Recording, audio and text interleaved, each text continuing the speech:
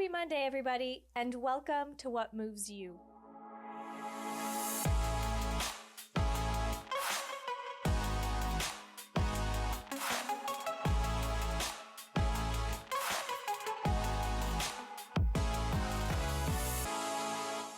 Lucas, officiellement, bienvenue à What Moves You. Ah, merci, Malia.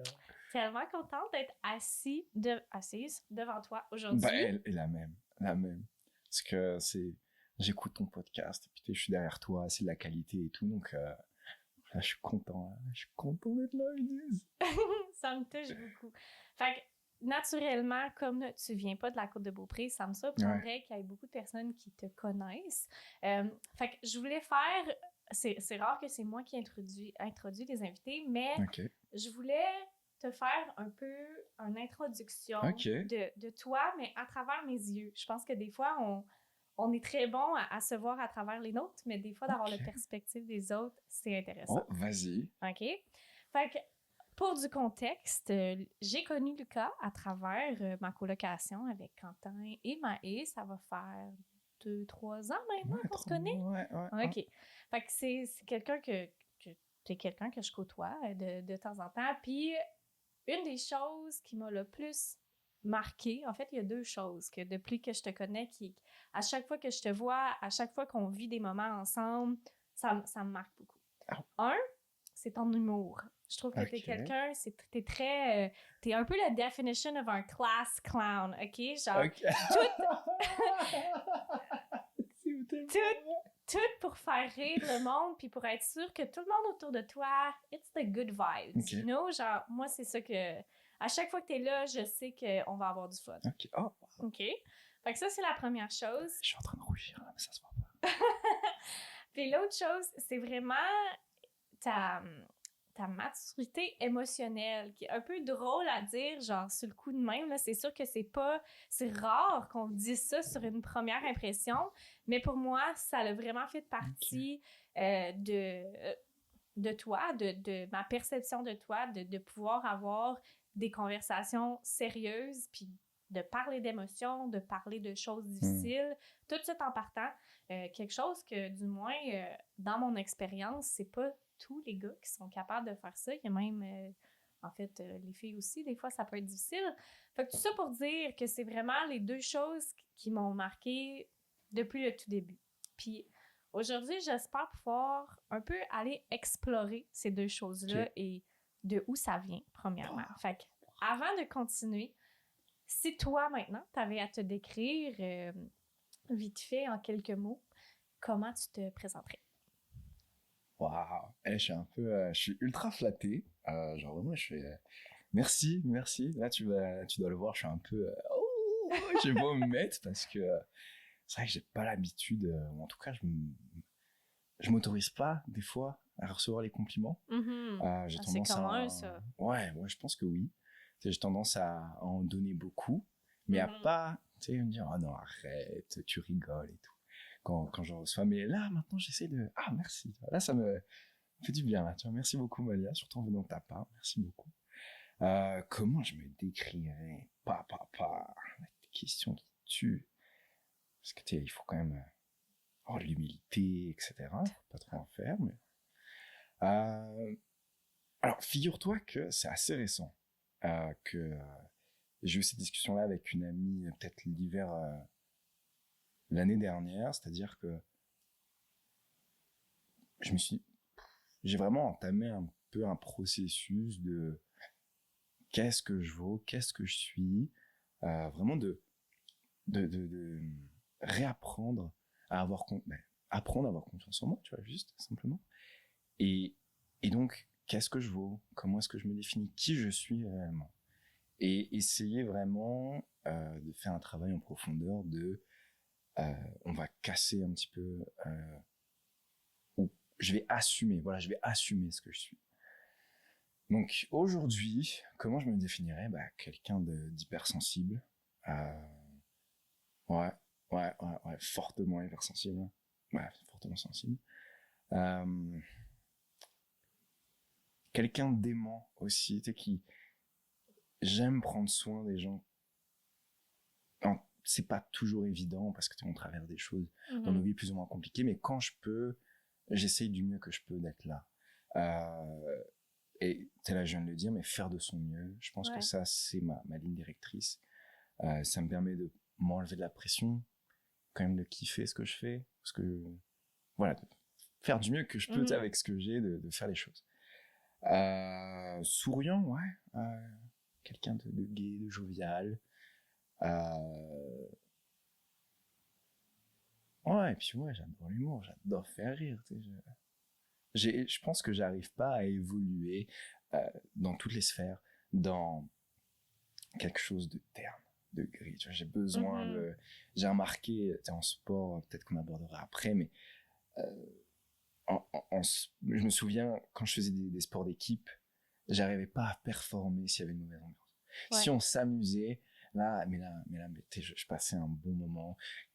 Peu importe qu'on gagne, peu importe qu'on perde, tant que j'avais passé un bon moment, je savais que j'avais performé. Tu vois. Pareil au travail, si une bonne ambiance, si on rigole, si vraiment ma créativité est là quand se manifeste, quand je suis de bonne humeur en fait. Et voilà, ça serait... Tu viens, c'est drôle parce que tu viens de démontrer exactement qu'est-ce que je viens de dire sans même t'en apercevoir. Souvent, quand je demande aux gens de se présenter ou de me conter leur histoire, la première chose qu'ils vont me dire, c'est « Ah, ben, je fais ça comme carrière, puis je suis sœur de ci, je suis mère, ou tu sais, peu importe c'est quoi. » Puis ils sautent directement à les choses qui sont complètement externes à eux. Okay. Et toi, tu viens de... tout de suite, tout en partant, de venir me parler de toi, puis de qui tu es, puis qui t'essayes de devenir. Puis je trouve que si on commençait toutes à se voir de cette façon-là, ou du moins d'essayer de remettre le focus sur nous-mêmes au lieu de toutes les choses externes qui font partie de notre aventure, je pense que... Mais c'est pas évident. Hein. Non, on va pas se mentir que... Même toi, t'as fait ce travail-là, on en a discuté, et c'est pas évident de vraiment aller en soi et de dire ok, je suis ça, putain, ça me fait chier, pardon, mais c'est ce que je suis. Et là, par exemple, un truc là qui me fait, par contre, ça me fait vraiment extrêmement chier. C'est que des fois, je me demande, est-ce que je serais pas... je regarde un peu mes interactions sociales et tout, je me dis, mais j'ai pas un peu trop narcissique ou un peu limite pervers narcissique? Je pense pas. Non. Parce que ces gens-là, je les perçois et je les déteste. Mais non, je les perçois pas. Là, on va arrêter. mais des fois, je me pose la question et je me dis, oh là là. Non, mais donc, c'est ça. Mais tu sais, j'en ai parlé avec Maë l'autre jour, mais déjà de faire le travail sur soi-même, c'est déjà s'aimer, hein. Fait que tout ça pour dire que je disais pas ça en voulant dire « Wow, check-le, c'est facile », mais au contraire, mais j'ai tellement une énorme admiration pour les gens qui sont prêts et ouverts à non seulement se regarder puis s'apprendre, mais tu sais, de vivre avec ça, là, puis d'en faire honneur, finalement. Ouais. C'est définitivement quelque chose qui m'a marqué depuis le début, puis c'est le fun parce que c'est avec toi, et puis t'es pas le seul dans mon entourage, mais c'est le fun parce que ça nous permet d'avoir des conversations puis de grandir ensemble à travers plein de choses vraiment extraordinaires que c'est très difficile à faire quand la personne assise à côté de toi est peut-être pas en train de faire ce travail-là. Fait que je prends un peu de recul. C'est rare, du moins c'est peut-être ton expérience, mais ça me surprendrait énormément. C'est rare que quelqu'un se fait juste se lever un matin puis qu'ils se connaissent, puis ils savent, puis ils veulent faire du travail, puis tout. Fait que ça a été quoi pour toi le cheminement ou le moment où tu t'es dit « il faudrait que je commence à travailler là-dessus » ou du moins d'être conscient de moi au complet, finalement? Ouf, là, on va aller dans du deep, là. Parce que ça s'est pas fait dans la joie, pour pas se mentir, là. C'est que je pense que les gens l'ont entendu, mais je suis français. Et donc, j'ai immigré ici il y a 2018, donc 6 ans 6 ans. maintenant. Hein. Ouais, Ouais. oh là là. Merde. Ouais, 6 ans. Ouais, 5-6 ans. Et en fait, ma première année ici, moi je suis arrivé donc à Matane directement. Là, les gens, je suis sûr qu'ils se sont dit pourquoi il est là-bas et tout. Je me suis posé la même question quand je suis arrivé. Je me suis dit, mais qu'est-ce que je fous là? Et donc je suis arrivé en été. Donc l'été, c'était formidable. Voilà, on était beaucoup de Français. On était là, waouh, ça y est, on est au Canada. Enfin, on touche vraiment à ce dont pourquoi on avait fait des papiers, des démarches depuis 1 an. Waouh, on est à l'étranger, etc. Donc il y avait vraiment une euphorie. On sortait, on organisait plein de soirées. C'était vraiment, imaginez des jeunes de 18 à 20 ans, voilà, tous ensemble pendant des parties, à la rentrée, voilà, imaginez ce qui se passe. La fête, Projet X. Et après, l'hiver est arrivé. Et là, c'est tellement symbolique ton affaire, continue. Là, l'hiver est arrivé, et là, revient dans la médaille. C'est-à-dire qu'à Matane, on s'est rendu compte que l'hiver, une fois que l'arcade principale de la ville, donc la route principale était fermée, à cause de tempête ou quoi que ce soit, la ville était déserte en fait. T'sais, plus de travail, plus rien, cégep fermé, parce que les profs pouvaient pas venir. Ou même l'hiver, premier hiver. Non, en France, on n'avait pas tant de neige que ça, genre 30 cm, et les gens, ils sont pas bien. Ouais. Et là, on a eu 2 mètres. Bon, j'avais pas prévu ça. Le froid non plus. C'est moins 40 ressentis, moins 60. Tout le monde avait parlé. Ouais. Moi, j'étais tranquille. si j'avais su, c'était dur, quoi. C'était affreux, c'était froid. Ouais. Et en fait, durant l'hiver, le fait de ne plus rien avoir à part les études a fait, je pense, j'étais en colocation à ce moment-là, et toutes les personnes de ma colocation ainsi que moi, ça a été, je pense, c'est mon point de vue, la première fois qu'on s'est retrouvés avec nous-mêmes. Moi, personnellement, ça a été la première fois que je me retrouvais véritablement face à moi-même. Puis ça, c'était avant pandémie, là, même. Avant pandémie, ouais. Okay. 2 ans avant, ouais, 2018, ouais. Et donc, je me retrouvais avec moi, qui avait enfoui plein de choses dues à mes expériences passées, que ce soit amoureuses, sportives, scolaires, sociales. Et donc, mon inconscient qui m'a dit, qui m'a mis une grosse gifle, ouais, Lucas, et moi maintenant, quand est-ce que tu t'écoutes, quand est-ce que tu prends soin de toi? Et là, ça a été... Avec un peu de recul, ça n'a pas été diagnostiqué, mais je pense que j'ai fait une bonne dépression. Je pense que quand tu fais des crises d'angoisse presque tous les jours, que chaque lundi tu manques tes cours parce que le dimanche tu étais à l'hôpital. Tu sais, je savais pas ce que c'était des crises d'angoisse à ce moment-là. Pour moi, en fait, à ce moment-là de ma vie, j'étais malade. Je pensais être malade, que j'allais mourir, que j'avais des problèmes de cœur parce qu'en fait mon cœur s'affolait et que j'avais des vertiges, j'avais la nuque raide, je pensais que j'avais une méningite. Pour moi, j'allais mourir. Pour moi, j'allais mourir. Je vais crever. Qu'est-ce que je fais? Je vais à l'hôpital. Oui, tu fais de l'anxiété. Mais en France, on dit angoisse. Ouais. On dit pas anxiété. Je dis, qu'est-ce que c'est l'anxiété? Il me répondait pas tellement. Tu vois, il disait, l'anxiété, c'est ça. Mais qu'est-ce que je fais? Un des médecins m'a conseillé une application qui s'appelle Petit Bambou, que je recommande, qui est vraiment cool. C'est vraiment pour apprendre à méditer. La méditation en pleine conscience. Donc il y a eu ça, cette première étape-là. Et la deuxième étape, ça a été les idées noires. Okay. C'est quand j'ai commencé à me dire, mot pour mot, à quoi ça sert de vivre si le reste de ma vie c'est ça? Si tous les jours je fais une crise d'angoisse, si tous les jours j'ai l'impression de mourir, si tous les jours je me couche à 3h du matin parce que mon cœur il bat la chamade et que j'ai l'impression de faire une crise cardiaque. Tous les soirs avant de me coucher, je faisais les trucs de, tu sais, tu mets un bras, les 2 bras comme ça, et savoir si ton bras gauche descend tout seul, c'est qu'en fait, tu fais un arrêt cardiaque. Okay. Et je faisais ça tous les soirs avant de me coucher, même dans la nuit, je me réveillais, je le faisais tellement j'avais peur. Et ça a été un déclic de, il est peut-être temps de parler, en fait. Mm. Tu sais, j'avais mal sur tout le côté gauche du corps, donc ça partait des côtes et ça allait jusqu'à ma mâchoire. J'avais mal, en fait. J'avais des nœuds, j'avais des douleurs, j'avais mal au cœur. Je faisais tu sais, des sortes de brûlures, des inflammations. Ben non, c'était vraiment, tu sais, t'as le plexus. Ouais. Et en dessous, vraiment, à Ok. l'intérieur, ça me brûlait. Je sais plus comment ça s'appelait, mais donc il y avait vraiment tout ça.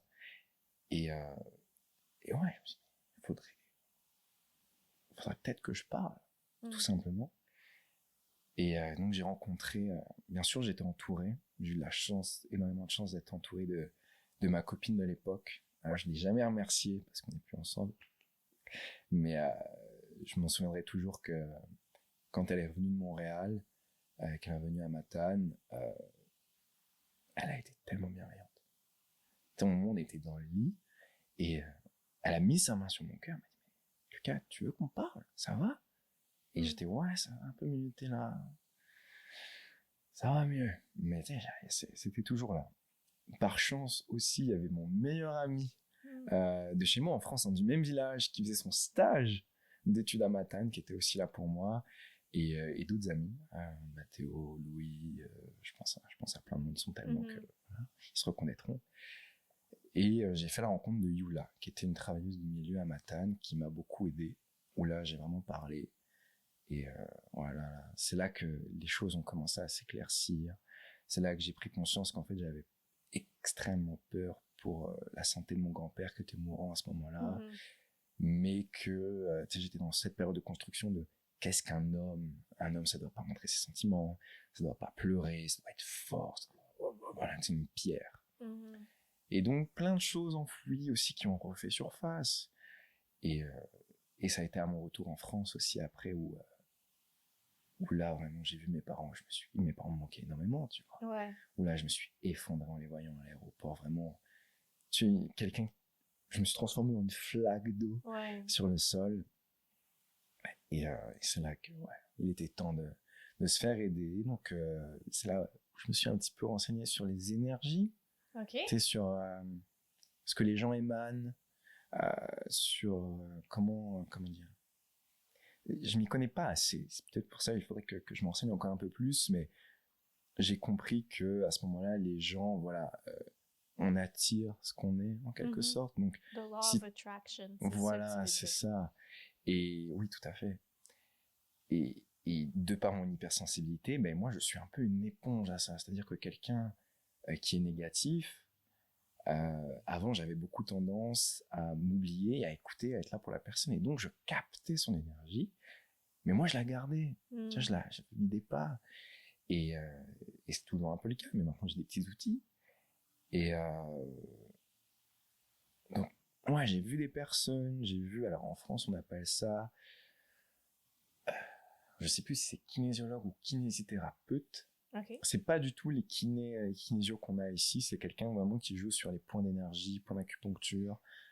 J'ai déjà entendu parler de la bioacupuncture. Ah, c'est peut-être ça. Je sais pas. Je sais pas. Tu sais, elle vient vraiment faire des trucs. Tout avec les points de pression puis tout, voilà. là. Mais elle joue sur ton subconscient, en fait, sur ton inconscient. Ouais. Et elle m'a fait un truc, j'ai pas compris. Vraiment, j'étais là. Et en fait, moi, durant ces crises d'angoisse, etc., durant cette période de ma vie-là, ma vue oscillait. C'est-à-dire qu'en fait, je pouvais pas voir les choses droites comme elles étaient, tout shaké, absolument tout. En fait, ma vue shaké en permanence. Je m'y habituais, mais j'étais, c'est chiant. Et une fois que j'étais rentré en France, ça allait mieux, ça me le faisait pas, tu vois.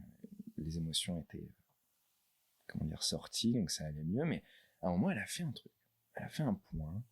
Elle a fait quelque chose, et là, ça a recommencé. J'ai dit, madame, là, vous voyez, ça le refait, là, ce dont je vous ai parlé. Et là, elle me fait, ok, là, on va pouvoir travailler. Et là, elle refait une autre manipulation, je crois, sur mon torse. Et là, je me mets à fond, comme ça, à fondre en larmes. Mais même moi, j'étais gêné, je me retenais tellement.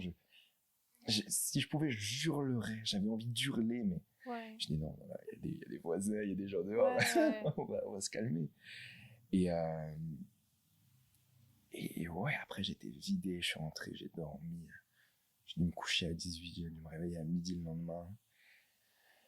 j'ai vu d'autres personnes après qui m'ont vraiment aidé, et c'est là que j'ai vraiment pris conscience que ouais, il faut s'écouter, euh, il faut être en accord avec ses émotions, ou en tout cas leur laisser de la place et les accueillir. C'est plus facile à dire qu'à faire, hein, je tiens à le dire, parce que même moi encore j'ai du mal, mais c'est peut-être à ce moment-là que voilà, ce processus de déconstruction, pas masculine, ça arrivait plus tard, euh, mais en tout cas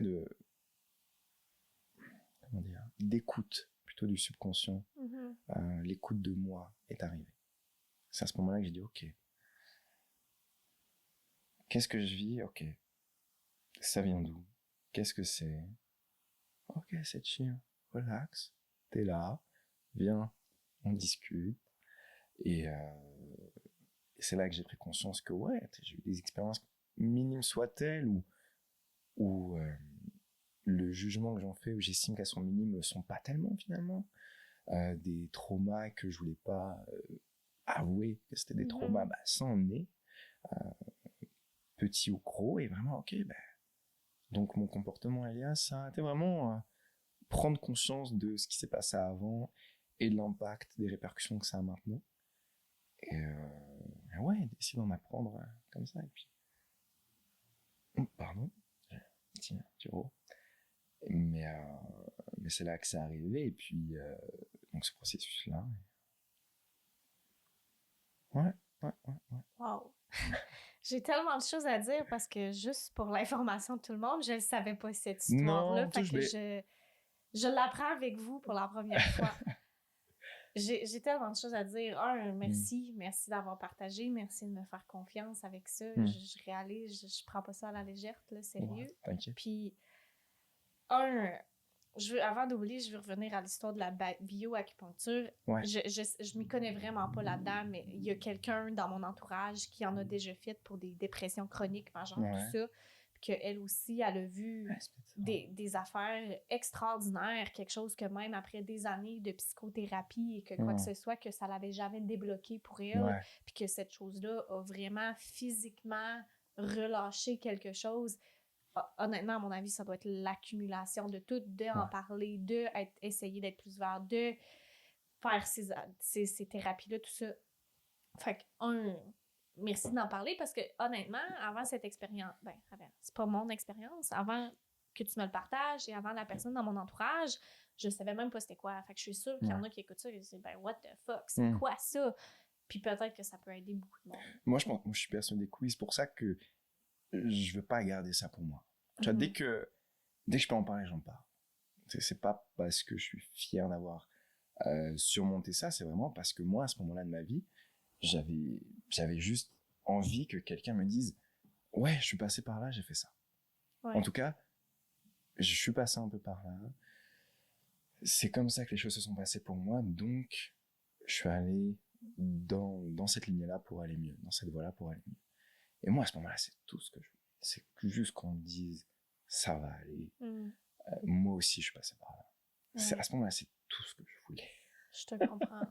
Mais malheureusement, il n'y avait personne. Tu sais, j'étais dans ma coloc avec des jeunes qui avaient le même âge que moi, qui, je suppose, ont vécu probablement la même chose. On n'en a jamais parlé. Mais j'en ai revu un il n'y a pas longtemps et on s'est excusé. Et je lui dis, Martin, il s'appelle Martin Verger, un super photographe à Montréal. Mais je lui dis, Martin, je suis désolé. En vrai, je suis tout aussi responsable de la relation qu'on a eue tous les deux, qui a été conflictuelle, où en fait notre colocation a explosé. En fait, on était tous des amis à la base et ça a explosé. Et ouais, je dis, je suis désolé. En vrai, j'ai pas aidé.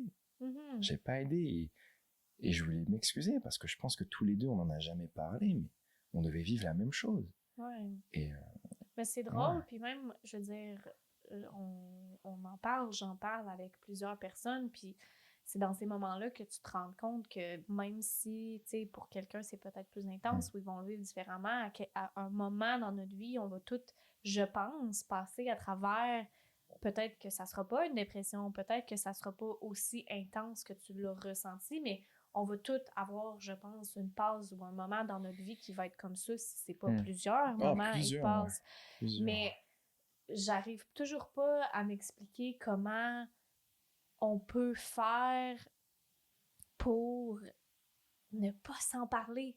Tu sais, même, je me compte là-dedans, tu sais, juste, tu sais, dernièrement, avec, ben là, ça date, là, je m'améliore beaucoup, mais toutes les affaires de maladie, de déménagement, de déception, toutes les choses que j'ai pu vivre, qu'on très similairement m'a poussé à aller faire maintenant la découverte, la réflexion, le healing, si tu veux. Ouais, complètement. C'est le mot. C'est pourquoi j'en ai pas parlé? Parce que pourtant, je suis tellement ouverte, puis maintenant, je serais la première à tout faire du word vomit, puis tout vous conter mon histoire dans tous les détails, que peut-être trop, peut-être même trop, mais parce que là, je le sais, mais dans ces moments-là, c'est pas qu'il me manquait de l'entourage, là. Alors, je me suis posé la même question, même des fois j'en parle à mes parents, et je pense que tout simplement, il y a des personnes, ils n'ont pas la sensibilité de comprendre ou d'écouter attentivement, malheureusement. Parce que ça prend de l'énergie, quand même, de t'asseoir et de dire, ok, vas-y, balance, je vais être là. Et parce que t'encaisses quand même, oh wow, vraiment, oh shit, mais ça fait peur, parce que tu sais, je veux dire, même, tu sais, je veux dire, quelqu'un s'assoit devant moi, quelqu'un à qui je tiens beaucoup me dit, Maria, j'ai des idées noires, je sais pas comment je vais réagir dans cette situation-là, c'est très lourd, on n'a pas les outils, tu peux faire, tu sais, je crois entièrement que tu peux faire ton bout de chemin pour les aider pareil, mais c'est sûr que ça fait peur. Des fois, t'es pas prêt pour savoir qu'est-ce que l'autre va te sortir, puis c'est peut-être pour ça qu'on s'empêche, parce qu'on veut pas le mettre sur les autres. Je pense que c'est ça. Je pense que t'as mis le doigt là-dessus, je pense que t'as raison, c'est que on a peur en tant que personne qui a envie de parler, de mettre inconfortable l'autre. Et en même temps, on a peur que la personne n'ait pas la sensibilité ou l'envie de t'aider. Parce que tu sais, il y a ce truc-là de t'as envie de parler, mais la personne sait pas comment faire. Et elle est là, et elle a envie, mais elle ne sait pas. Et à ce moment-là, ça finit là. La personne, hop, va sur un autre sujet de discussion, et toi, t'es là, mais j'aurais aimé que tu m'aides, tu vois, intérieurement. Mais en même temps, pour la personne qui s'assoit et qui écoute, que c'est ça, ton ami dise, parce que alors ça m'est arrivé il y a pas longtemps. J'ai un de mes amis qui allait pas bien. Je crois que ça va mieux maintenant. On n'en a pas vraiment parlé, malheureusement. Et il m'a dit, j'ai eu des idées noires. Et là, j'étais, genre vraiment là. Après, le cadre était pas, on était dans un bar et tout, et j'étais. Après, il y a eu un choc là qui s'est. Attends, waouh.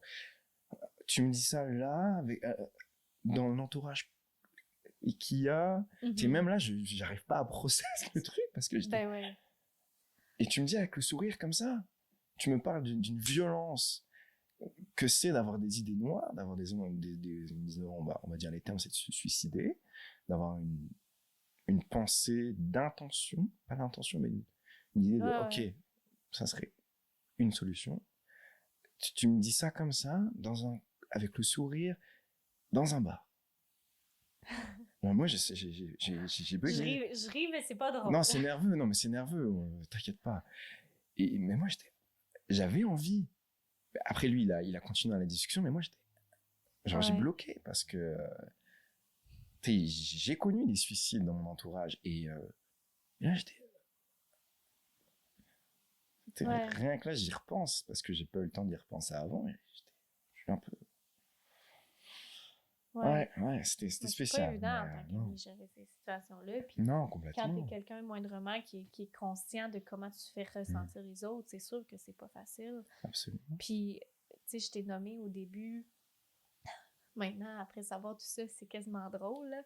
Mais je t'ai nommé qu'une des affaires que j'avais vraiment remarqué, oui, au-delà de la maturité émotionnelle puis ta capacité de partager puis d'en parler, c'est vraiment ta positivité, ton mindset avec le monde, le besoin de faire rire les gens.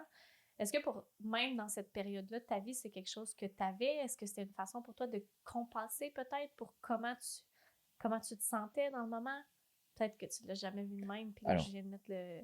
étrange. Alors, taper le doigt sur un truc là. Étrangement, j'ai remarqué que notre corps était bien fait dans le sens où, là, par exemple, j'ai très peu de souvenirs de cette période. Ah, Genre vraiment, mon cerveau a... bloqué. Ouais.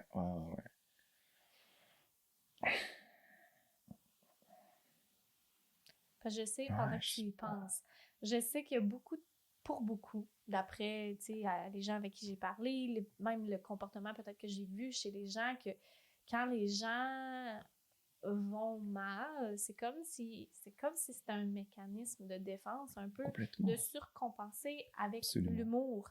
Puis pas nécessairement genre l'humour en amenant, mettons, les autres vers le bas, mais en s'amenant vers le bas. Tu comprends ce que j'essaie de dire? Là? Absolument. De rigoler sur soi, de l'autodérision. Ben c'est ça. Puis c'est pas pour dire que tu fais un ou l'autre, mais je me demande si pour toi, justement, de toujours faire rire le monde autour de toi, c'était ta façon de, je sais pas, de dégager pour être sûr que peut-être que les gens autour de toi, peut-être même inconsciemment, ne ressentaient pas le même vide que tu ressentais dans le moment. Alors, merci pour la séance de psychologue. Désolée. Non, c'est super parce que je me suis jamais... Je pense que oui. Parce que... là, dernièrement... ça allait pas super bien dernièrement. Et oui, j'essayais de rire sur moi-même. Et même une amie, à un moment, on courait. Elle m'a dit, mais Lucas, fais attention à comment tu parles de toi. Elle m'a dit ça, j'étais, comment ça? Elle m'a dit, tu rigoles beaucoup sur toi ou tu rabaisses ta situation ou t'en rigoles, mais ça laisse la porte ouverte à comment on va te voir et les blagues qu'on va faire sur toi. J'étais et donc ça rejoint un peu ce truc-là de l'autodérision un peu pour se protéger, parce que je pense que effectivement ça fait en sorte de se protéger en relativisant sur cette situation, comme si en fait on s'accordait pas la légitimité d'aller mal. Moi, c'est comme ça que j'ai vu les choses, parce qu'un jour un pote, il allait pas bien, genre, il allait vraiment pas bien, et il me dit ouais, mais il y a pire que moi. Et j'étais non frérot, non. Là, je me suis un peu énervé. J'étais, on en a rien à foutre des autres. Là, le plus important, c'est toi-même, parce que la seule personne qui sera toujours là pour toi, c'est toi-même. Donc là, tu vas prendre soin de toi. Tu vas prendre conscience que ça va pas. Et arrête de relativiser. Ta priorité, c'est toi, d'accord? Donc là, prends un peu soin de toi. Prendre soin de soi, c'est pas de l'égoïsme. Faut qu'on comprenne ça. Amen. Redis-le une autre fois plus fort. Prendre soin de soi, les amis, n'est pas de l'égoïsme. Non, mais c'est vrai. Et même moi, des fois, je me l'accorde pas. Mais dire non, c'est prendre soin de soi. Faut qu'on comprenne ça. C'est que dire non, des fois, à sortir, à voir certaines personnes, c'est pour une bonne raison. Et si c'est pour aller bien, faites-le. Parce que on a chacun, une bulle, une zone, et il faut en prendre soin. Parce que si on ne prend pas soin de soi, quand on va aller mal, qui va être là pour soi? Qui va être là pour nous-mêmes? Oui, il y aura des gens, mais personne d'autre nous connaît aussi bien que nous-mêmes. Et peut-être notre maman et notre papa. Mais moi, c'est ce que j'ai compris, c'est que là, durant la période dure que j'ai eue, la personne qui a pris la décision d'aller parler, et la personne qui a parlé, c'était pas quelqu'un d'autre, c'était moi-même. Et la personne qui allait, c'était moi-même. Et donc, à ce moment-là, je me dis, ok, je suis ma priorité. La seule personne qui sera toujours là pour moi, c'est moi-même. Et après, il y a mes parents et il y a mon entourage. Il faut pas l'oublier, il faut pas le négliger, bien évidemment. C'est quand même très important, l'entourage. Mais il y a aussi nous dans la balance. Il faut s'accorder ça, de se mettre dans cette balance-là. Ouais, je pense qu'on s'oublie trop. Je pense dans la vie de tous les jours, je pense qu'on s'oublie trop. Ah, vraiment. Je suis d'accord avec toi. Ouais. Puis, pour venir à quelque chose que tu as dit tantôt, tu as parlé beaucoup que toi, niveau personnel, niveau professionnel peut-être aussi, que ta créativité venait vraiment vivre et vraiment s'exploiter. C'est peut-être pas le bon mot. S'exprimer. S'exprimer, c'est ça que je cherchais, merci. Dans des moments où que le vibe est positif, quand l'ambiance est bonne. Ouais. Là, clairement, dans cette période-là de ta vie, c'était peut-être pas ce moment-là. Mais je me demande si tu peux relater au fait que cette période-là a peut-être motivé ou inspiré la créativité qui a suivi dans les années où que tu étais justement en train de guérir puis que tu recommençais à remonter la pente. Répète-moi. Je pense, non. Tu veux-tu un exemple concret? Ouais, j'ai mis un exemple, parce que je pense avoir compris, mais pour être sûr. Ouais. Ben, dans mon cas, tu sais, suite à les 2, 3, 4 années où que pour plusieurs raisons, mentalement, ça allait moins bien et physiquement aussi, ben, tu sais, j'étais pas à mon mieux là, durant ces années-là. Peut-être que pour certaines personnes de l'extérieur, ça avait de l'air d'être genre, tu sais, vous m'avez connu, c'était malade, là, mais c'était malade à l'extérieur, pas nécessairement à l'intérieur. Puis de là est venue tellement une énorme mission et de besoin de revirer ça en quelque chose de positif. Pour moi, ça leur ressemblait à peut-être le gym qui n'a pas vu la lumière du jour ou maintenant le podcast avec vraiment l'intention de partager pour aider. Est-ce que pour toi, dans ton propre travail, parce que tu es quand même dans un milieu assez créatif, est-ce que tu as aperçu la même chose ou quelque chose de similaire? Alors, oui et non. Parce que ça s'est pas fait dans la création. OK. Ça s'est vraiment fait...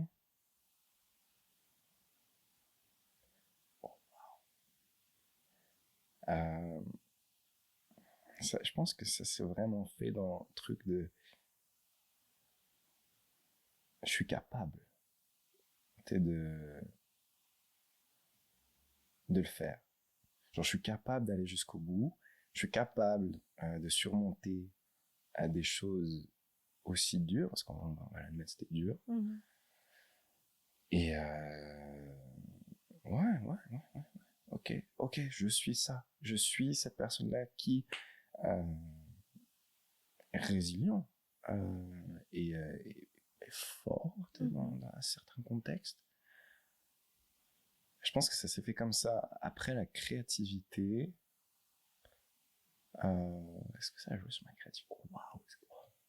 Bonne question! Non, je pense qu'en vrai, ce passage-là de ma vie a été vraiment plus en termes d'identité que de créativité. La créativité, on va dire, là, vraiment, s'est développée dernièrement. C'est vraiment le fait d'avoir été limité dans mon ancien travail, de m'être bien entouré, tu sais, en termes de, il y a toi, Maë, Quentin, parce que, au contraire, tu sais, ouais, non, en vrai, même créativement, ça a été l'inverse. C'est-à-dire que cette période-là de ma vie, au contraire, je créais plus rien. Genre vraiment, il y avait plus rien.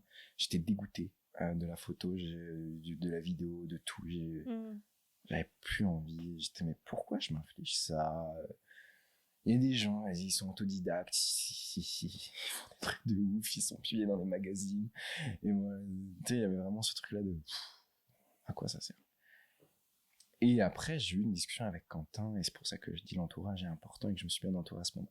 Après, quand je suis arrivé à Québec, où là, j'ai vraiment eu cette réalisation que c'était vraiment le côté scolaire et vraiment cette période-là de ma vie qui était compliquée, qui était rattachée au côté scolaire, qui était ensuite rattachée à la photo. Qui a fait que j'avais plus envie. Et j'ai changé de cadre de vie, j'ai changé de fréquentation, j'ai juste changé un peu de vie aussi, tu vois. Ouais. Et donc là, la créativité est revenue. Et la créativité, en ce moment même, tu le vois bien avec mes projets sur le side, est en train de... Vas-y. Je m'entoure de mes amis, je fais des projets avec des amis, et j'essaye d'avoir ce mindset-là de...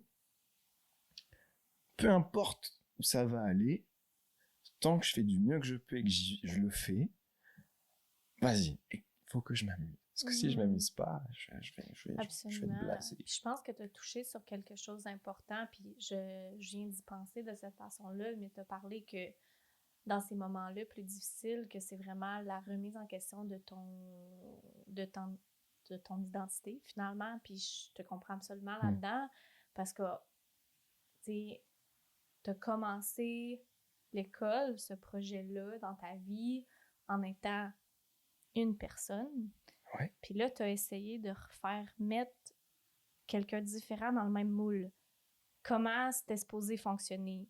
Puis je me dis un peu la même chose pour moi, parce que, tu sais, autant je viens de te dire que, il y a 3-4 ans, quand j'étais extérieurement at my best, que je défonçais des affaires, puis que c'était tout le temps ça goût, puis tout le temps, puis plein de choses, ben j'ai encore des moments en ce moment que je repense à cette fille-là, puis qu'est-ce que j'ai été capable d'accomplir malgré tout ce qui se passait dans ces moments-là, puis que tu sais, pourquoi je peux plus être cette personne-là? Pourquoi je suis pas capable de la retrouver, cette fille-là? Mais c'est parce que j'essaie de me forcer dans un moule qui ne me fait plus. Non, absolument. Puis ça, cette réalisation-là, puis encore une fois, de le réaliser n'est pas pareil que de l'accepter. Tu sais, c'est deux choses. Ouais. Mais je me demande si ça a peut-être joué dans ton affaire. Tu essaies de te remettre dans une situation où tu étais une personne, mais là, tu en étais un autre. Absolument, ouais. Ah oui, non, mais j'ai changé. Mais si tu es encore ici cet été et que tu verras ma mère, que tu rencontreras mes parents, j'espère que vous pourrez les rencontrer. Pose-lui la question, même mon père ou ma petite sœur, ils vont te dire, Lucas qui, avant le Canada, n'est plus le même qu'aujourd'hui. Et même moi, des fois, ça se voit physiquement comme psychologiquement. Des fois, c'est triste à dire, mais il y a un gouffre entre ce que j'étais avant, ou même avec des amis d'avant, qui le sont toujours, mais des fois, je me dis, putain, il y a un décalage, ok. Pour ceux qui ne sont pas français, qu'est-ce que ça veut dire gouffre? Un gouffre, c'est un canyon, par exemple. Okay. L'image d'un canyon, voilà. Un gouffre, c'est vraiment un trou, un puits, par exemple. Ok. Merci. Un écart, un vide, voilà, un vide. Okay. Et ouais, il y a un décalage qui s'est fait, et puis parce que... j'ai tellement changé. Des fois, je regarde des vidéos, il y a toujours ce petit côté jovial qui a toujours été là, mais je repense à mon état d'esprit ou à ma façon d'agir ou de penser avant. C'est plus du tout. C'est plus du tout la même chose. Plus du tout la même chose. Ma façon d'aborder les choses est complètement différente. Des fois, elle revient un peu, inévitablement. Ouais. Mais ça fait partie de toi pareil. Ouais, mais tu sais, il y a beaucoup plus de bienveillance maintenant. Dire, oh, non, tu sais, là, on se met beaucoup de pression là. Ouais, redescends. C'est pas si grave que ça. Hein. Ok, donc, fais-le. En fait, maintenant, il y a vraiment ce truc de fais-le en prenant ton temps. Prends le temps de bien le faire ou de bien penser. Bon, des fois, je pense trop vite, bon, bref. Ouais. Mais il y a un regard beaucoup plus bienveillant qu'avant et beaucoup plus à l'écoute. Oui, puis pour les gens qui écoutent, qui, tu sais, t'expliquent ton histoire, ça fait 6 ans que t'as vie. Puis, tu sais, d'en venir où t'en es, ça s'est pas fait tout de suite. Puis, pour peut-être donner un point de vue de quelqu'un qui est peut-être moins avancé dans le processus, je veux dire, il y a encore des jours on n'a pas vécu la même chose. Fait que c'est sûr que nos sentiments n'ont pas été la même. Mais tu sais, moi, il y a encore des moments que même si je le sais où que j'en suis maintenant, mentalement, développement personnel, toute ma vision du monde est peut-être meilleure maintenant que ça l'était. Absolument. Mais il y a encore des journées où que je repense à cette fille-là qui était capable d'enchaîner des journées de 16 heures sans fin, puis que maintenant, je ne suis plus capable parce que ma santé me le permet pas, puis que je me dis, bon, mais peut-être que finalement, j'étais mieux, finalement, dans ce temps-là. Puis en fait, la raison pourquoi je le dis, c'est pour les gens qui écoutent, qui se retrouvent peut-être dans le même bateau, de se dire, donnez-vous le temps parce que absolument. Il va y avoir des mauvaises journées, là. Fait qu'autant qu'il y a des journées que je me dis, wow, genre, je suis fière de qu'est-ce que j'ai réussi à accomplir et qui j'ai réussi à devenir à travers tout ça, que autant il y a des journées que je passe la journée dans mon lit à me sentir comme la merde parce que... Ça fait partie du processus.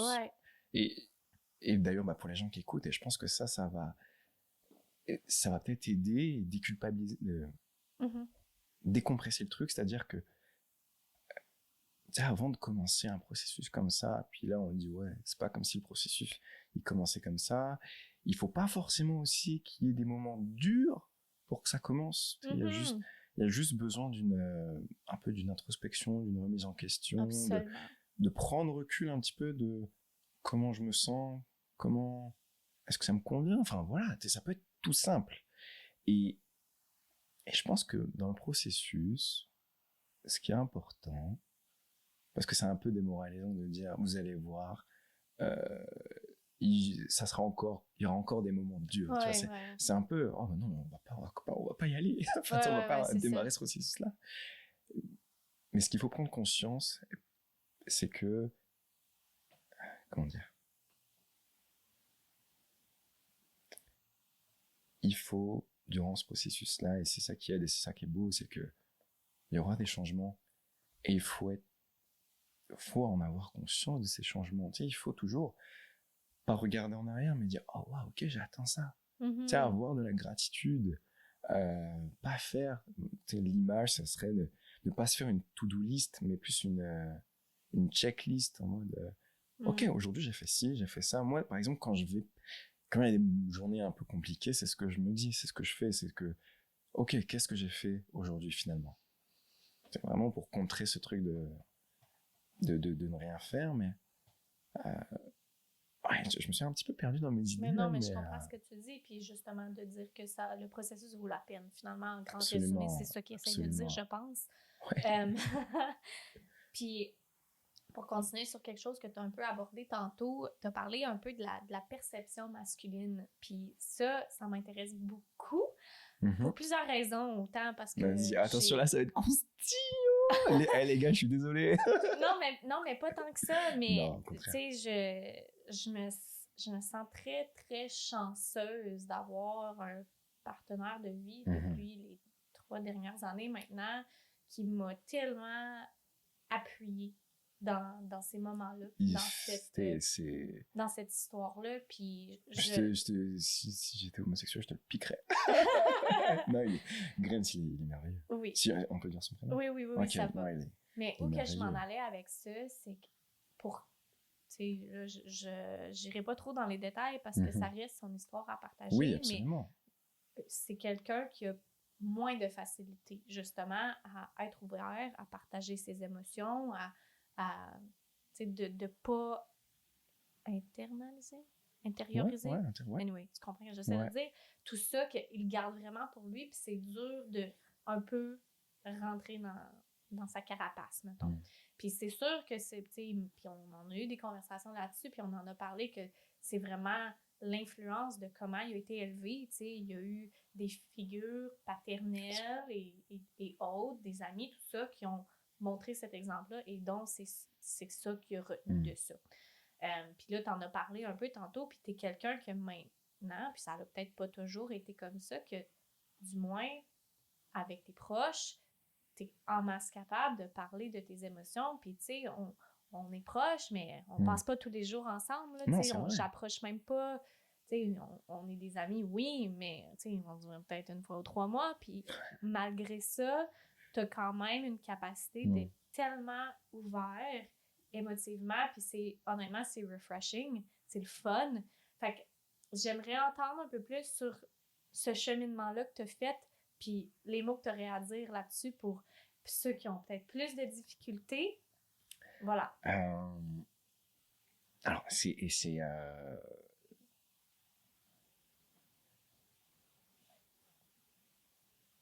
de remettre les choses dans un ordre chronologique parce que, par exemple, alors, c'est assez spécial parce que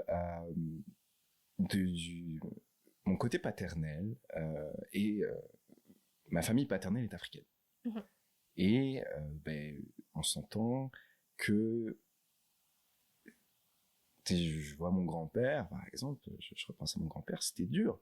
Il était dur, il imposait, il était sérieux, il était strict, tu vois. Il n'était pas froid, au contraire, mais il était strict. C'était un moment quand j'ai parlé des crises d'angoisse, il m'a regardé, il m'a fait, c'est quoi ça? Genre littéralement, c'est une autre génération, c'est un autre mode de vie, c'est pas les mêmes problématiques, il y a plein de choses. Donc mon père a été élevé avec ce schéma-là aussi, j'ai jamais vu mon père pleurer. Une fois. Je l'ai vu une fois pleurer parce qu'il m'avait fait... on s'était embrouillé et il avait vu que ça m'avait fait beaucoup de peine. Et là, il m'a vu vraiment pleurer, on s'est assis tous les deux. Il me trouvait pas. J'étais parti dehors pleurer et il est venu me retrouver et on a pleuré tous les deux. Voir son père qui a jamais pleurer, c'est assez un truc.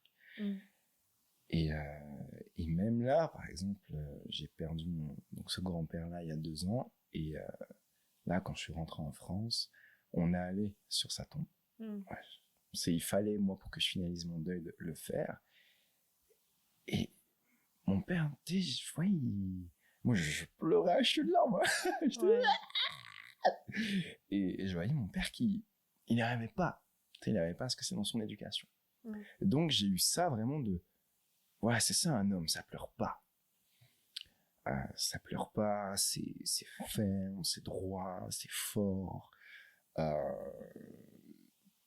Voilà, c'était ça pour moi, être un homme, on va dire. Après, il y a eu un truc qui m'a bien... ça a été une rupture amoureuse. Ok. Là, ça m'a bien... parce que là, il y avait vraiment plus de... c'était il y a quoi? Il y a 2-3 ans maintenant. Je pense qu'à ce moment-là, il y a eu d'autres ruptures avant qui ont aussi fait mal, mais là, il y avait cette conscience, parce que c'était durant cette période de travail de la masculinité, de qu'est-ce qu'un homme. Ok, maintenant je dois m'affirmer en tant qu'homme. J'avais quoi? J'avais 21. Ok, ça y est, il est temps d'aborder ce processus de être un homme, c'est ça. Et en fait, cette rupture-là, elle m'a fait prendre conscience que on peut être un homme tout en étant vulnérable. Être un homme tout en parlant de ses problèmes. Être un homme tout en étant émotif. Parce qu'en fait, cette rupture, alors pourquoi ça m'a autant remis en question, c'est-à-dire que moi, pendant cette relation-là, la vulnérabilité n'était pas permise. Je ne me le permettais pas. C'est-à-dire que elle, c'est tout ce qu'elle demandait en fait. Et moi, je me permettais pas d'être vulnérable. Je me permettais pas de parler de comment je me sentais. Fallait que je travaille. En tout cas, il fallait que je montre que vas-y, j'étais droit dans mes baskets, que j'avais la tête sur les épaules, que j'étais fort.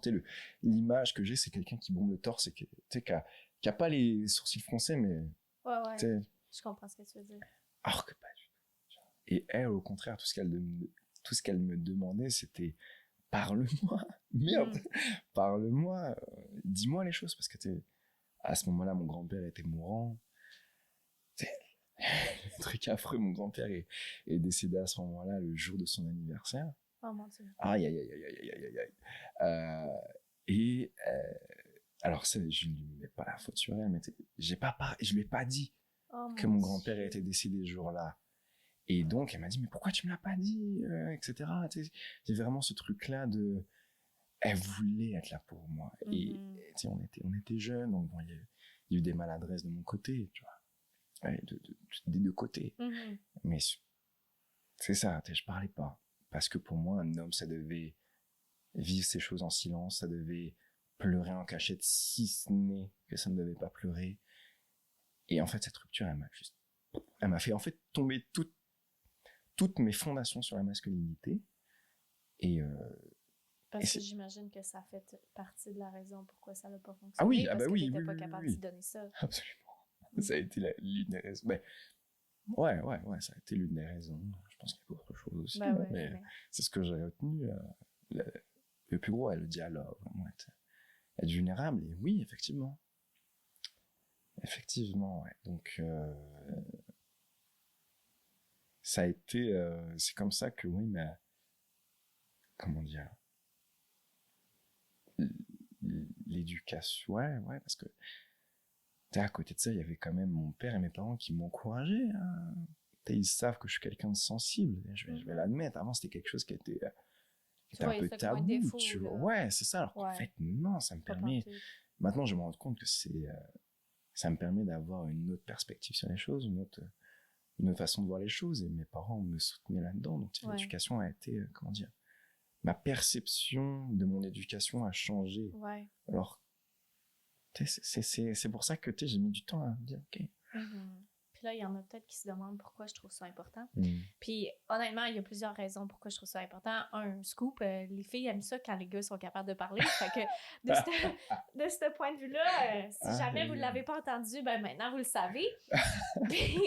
Mais non, au-delà de ça, je trouve que, tu sais, à What Moves You, je parle de bien-être, puis je parle de santé, puis je parle de santé mentale, puis j'inclus tout le monde là-dedans, puis sans trop rentrer dans les détails, parce que c'est pas mon histoire à côté, j'ai plusieurs personnes dans ma famille, dans mon entourage, qui ne sont pas capables de s'ouvrir ou de partager des émotions, puis ça fait en sorte, peut-être pas pour tout le monde, mais ça rend ça très difficile. On parlait tantôt déjà que c'est dur s'ouvrir à des gens dans des moments difficiles, d'être un homme qui pense de cette façon-là, ça met une autre barrière. C'est dur de laisser les gens rentrer, que ça l'aille bien ou pas. Après, j'aimerais dire un truc, parce que c'est vrai que ça, on n'en parle pas assez, mais il faut qu'on prenne conscience que, et je pense que c'est pour ça que peu d'hommes parlent, parce que, tu sais, entre gars, quand on est jeune, et même encore aujourd'hui, hein,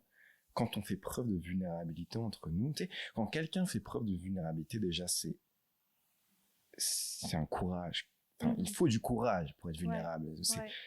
J'en ai pris conscience tardivement, c'est du courage. Quand quelqu'un est vulnérable, c'est du courage.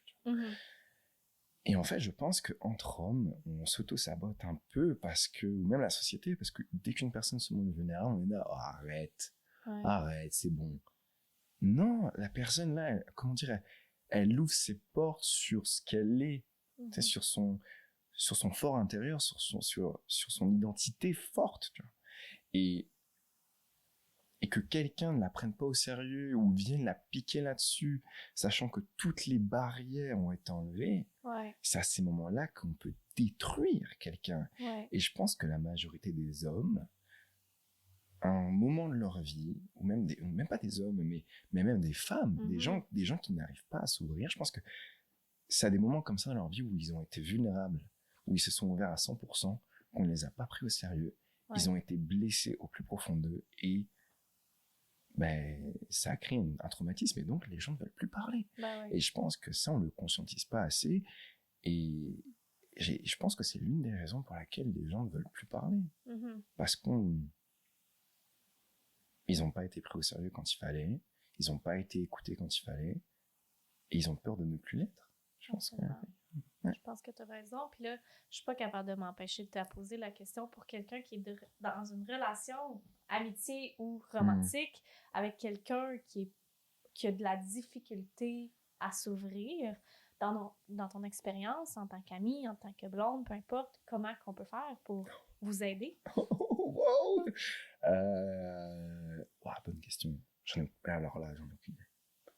Parce que d'expérience, de dire à quelqu'un « Hey, tu peux t'ouvrir, c'est correct, genre, je suis là pour toi », peut-être qu'avec le temps, ça va amener à quelque part, mais dans mon expérience, ça n'a pas vraiment rien changé, mettons.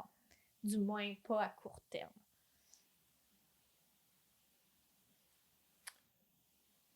Je pense que ouais, si je pense savoir, c'est que juste, d'après moi, il faut garder ça simple. Vraiment le plus simple possible. Tu t'installes et tu dis, tu poses la question, comment ça va? Genre, réellement. Parce qu'on a l'habitude de dire, hey yo, ça va? Ouais, ça va. Point barre. Mais non, là, tu t'installes, tu dis, comment ça va? Et la personne fait, ça va? Non, non, non, non. Vraiment, en ce moment, qu'est-ce qui se passe? Comment tu te sens? Et je pense que déjà, ça demande un peu de courage de la part de la personne qui pose la question, parce qu'il faut être prêt à recevoir ce que la personne en face dit, mais il faut, je pense, créer un cadre sécuritaire et simple, et dire, écoute, peut-être dire aussi l'intention, être transparent. Je pense que la transparence dans ces moments-là est cruciale. Et dire, ouais, écoute, voilà, en ce moment, je vois ça comme ça. Peut-être aborder soi avant l'autre. Peut-être tu dis, moi en tout cas, c'est comme ça que je procéderais maintenant. Dire, voilà, je perçois les choses comme ça. Est-ce que tu peux m'en dire un peu plus? Puis, tu sais, peut-être. J'ai pas la réponse miracle. Puis c'est rare que j'ai la chance de donner du relationship advice. Fait que je vais, je vais y aller. Je vais prendre mon opportunité.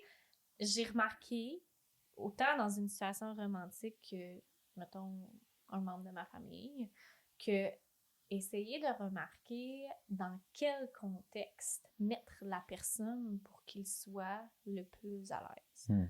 J'ai eu des personnes que si j'étais en train de les amener faire une activité, mettons qu'on allait faire une randonnée, puis que physiquement, on faisait quelque chose d'autre, que c'était plus facile pour la personne en soi d'évacuer les émotions. Je pense. Pour d'autres personnes, c'est d'aller conduire, puis écouter de la musique, puis oui, ça fait longtemps que j'en parle sur le podcast, de la musique pour moi, pour ma famille, pour les gens, mes proches, c'est vraiment une façon d'évacuer. Fait que, pour les personnes que peut-être que les mots, c'est trop difficile,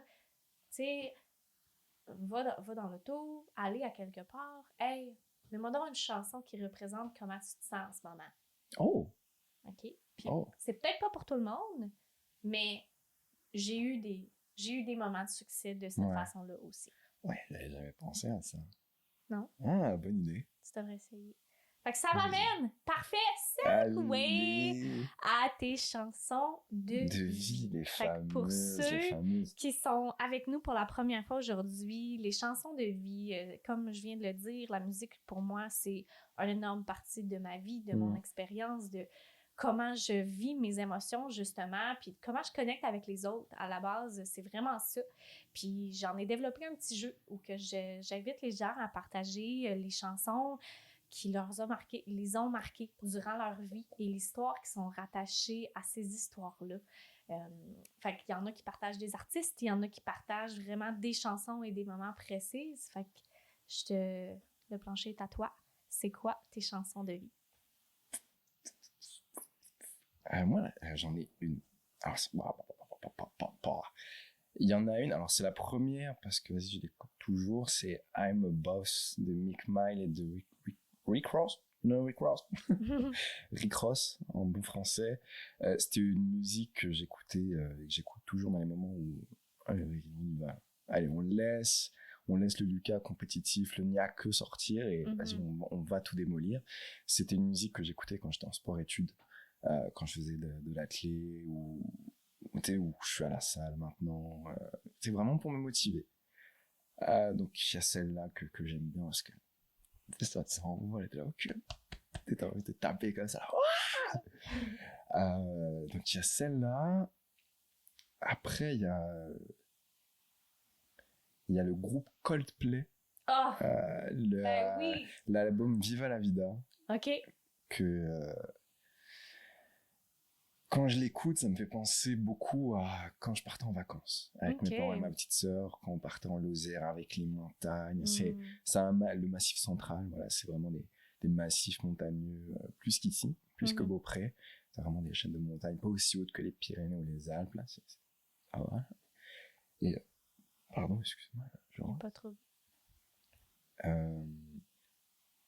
Ouais, tu sais, dès que je l'écoute, j'ai les paysages en tête qui viennent, j'ai la musique à fond dans la voiture, voilà, tous les quatre.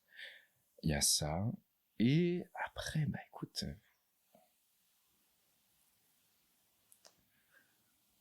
la troisième. Bah, déjà, c'est un bon début, là. Ouais, déjà, deux, c'est pas mal. Après, tu sais, il y en a une, premier Gaou. C'est une musique africaine Ok. comment il s'appelle déjà ce groupe-là? Euh, Merde, j'ai leur tête là, mais je me souviens plus comment. Pas collectif métissé, ça c'est autre chose. C'est, bah, en tout cas, c'est un groupe africain. Et j'aime bien cette musique-là parce que des fois mon grand-père la mettait quand on était à des repas de famille. Et c'est une musique des fois que j'écoute et je suis là, tu vois, je danse solo chez moi, je suis. Tu sais, c'est vraiment une musique ultra joviale. Enfin, puis il parle en français. Moi, j'ai appris là, il y a quelques semaines qu'il parlait français dans la musique. Ah ouais. Ouais, mais tu sais, ça avec leur accent africain. Et puis, donc c'est pas facile, mais à comprendre. Mais ouais, ça serait mes chansons de vie. Mais tu sais, en ce moment, j'en écoute tellement qui, comment dire, avec des moments de vie particuliers. Là, il y en a une autre, la Aura, qui s'appelle, elle s'appelle comme ça, je me souviens plus de l'artiste, mais ouais, il y en a tellement, en fait. C'est bon. Ouais. J'ai une dernière question pour toi. Le podcast s'appelle What Moves You. Bien sûr. Le but, c'est vraiment de découvrir qu'est-ce qui drive les gens. C'est quoi qui te donne le goût de te réveiller le matin, que ça soit des grosses choses ou des petites choses. Souvent, on a la tendance à vraiment aller chercher nos réponses dans les grosses choses, dans les carrières, dans les grosses passions de vie. Puis des fois, c'est vraiment les plus petites choses qui vont vraiment le plus loin pour nous, pour notre bien-être et notre développement. Fait que Lucas, c'est quoi qui te move?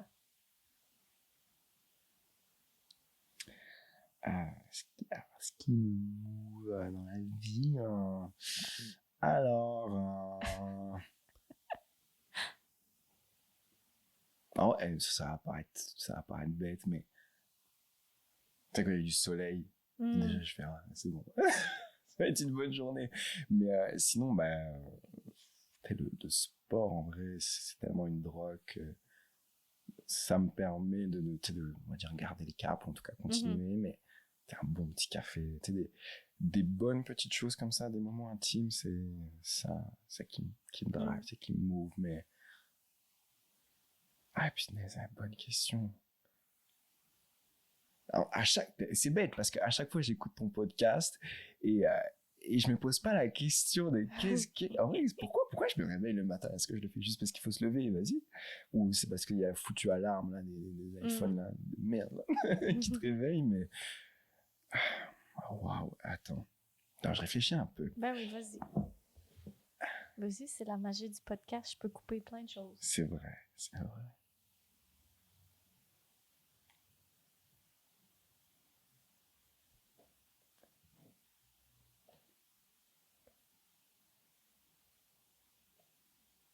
Je pense que c'est un peu... Quand je me réveille le matin, j'ai pas tellement de... En fait, c'est quand je sais, par exemple, que je vais faire quelque chose qui me tient à cœur, je vais être d'une putain de bonne humeur. Genre vraiment, je vais avoir envie d'y aller. Après, il y a des jours pas évidents. Tu sais, récemment, on en a parlé, j'ai perdu mon boulot. Bah ouais, ça met un coup au moral. Bah, je me réveille le matin, je fais bon, bah, allez, c'est reparti pour faire ce qu'il y a à faire. On va le faire. Du mieux qu'on peut, mais on va le faire. T'es gris, monotalement. Mais j'avoue que dans ce moment-là, j'essaye de parsemer dans la journée des petits moments qui me font du bien. Par exemple, tout bêtement, aller dans un café. Je peux faire une dédicace au café. Ouais. Dédicace au café de terroir à Québec. Où je vais là-bas. Je trouve que c'est une bonne safe place. Je m'entends bien avec Jean-Philippe. je crois qu'il s'appelle comme ça là-bas, ou même d'autres personnes, tu sais, mais en tout cas, Mhm. le staff là-bas, et puis leur café est bon. Donc, tu sais, je vais là-bas, celui qui est à côté de chez moi, et puis moi, je travaille là-bas. Et ça va être un petit moment que je m'accorde pour écrire, pour... c'est ça, je pense que en vrai, ce qui me permet de me réveiller le matin, c'est savoir quel petit moment je vais m'accorder dans la journée, qu'est-ce qui va me faire du bien. Peut-être un peu l'inconnu aussi, partir à l'aventure, petite soit-elle. Mhm. Puis, ouais. Ouais. Ouais, je pense que c'est ça. Ouais, C'est je une très pense. bonne réponse. Puis je tiens à faire une petite parenthèse parce que pour les gens qui écoutent, vous ne voyez pas naturellement, mais la majorité du temps, j'ai toujours besoin de couper quelques secondes ou 2 minutes pendant que les gens réfléchissent à la réponse. Puis je tiens à dire que c'est correct si vous ne l'avez pas. Il Ouais. y a eu des journées, il y a des saisons de vie, il y a des Mm. moments où tu n'auras pas la réponse Non. à la question, puis c'est correct. Mais Mm. ça va revenir et ça va venir et d'avoir confiance là-dedans. Ouais. Oui, ouais, avoir confiance dans le processus, de se dire, bah, ça paye pas tout de suite, mais il faut le faire. Il faut faire ce qu'il y a à faire, même si ça nous enchante pas. Tant on sait pourquoi à peu près on le fait, c'est quand on a à peu près conscience de la finalité, du but. Mais ouais, il y a des jours où ouais, t'as pas envie de te lever. Il y a des jours, et encore aujourd'hui, ça m'arrive, tu vois. Mais ouais, mais ça fait partie un peu de la vie, c'est un peu bête, mais ça en fait partie, il faut l'accepter, et c'est ça, parsemer après, dans la journée, un petit truc qui, bon, bah finalement, c'était cool, ça fait du bien. Absolument. Fait qu'avec ça, Lucas, merci beaucoup, Ah, sincèrement, j'ai de participé à What Moves de ton honnêteté, ta vulnérabilité. Sérieux, je me sens très chanceuse d'avoir eu l'opportunité de partager cette histoire-là. Vas-y. Moi, merci. Attends, oh. On va rendre à César ce qui appartient à César. C'est que déjà, merci de l'opportunité. Enfin, c'est quand même ton podcast, on va le dire. Beaucoup de gens le pensent. C'est une safe place. C'est-à-dire que on en a parlé tous les deux, mais t'abordes les bonnes questions. Même moi, là, j'étais moi, je m'y attendais pas. Et c'est fait avec une bienveillance, et t'as cette façon de faire qui nous permet à nous qui participons de répondre avec authenticité. Ouais. Donc merci Malia de m'accorder aussi cet espace-là pour parler. Ça fait du bien, ça me fait du bien. Ça me fait plaisir, puis j'espère, c'est un souhait, mais que ça fait la même chose pour vous qui écoutez à la maison. J'espère aussi, en vrai, j'espère. J'espère, ouais. Sur ce, merci tout le monde d'avoir passé la dernière heure avec nous. Je vous souhaite une bonne journée et on se voit lundi prochain. Ciao, Bye! Ciao, ciao!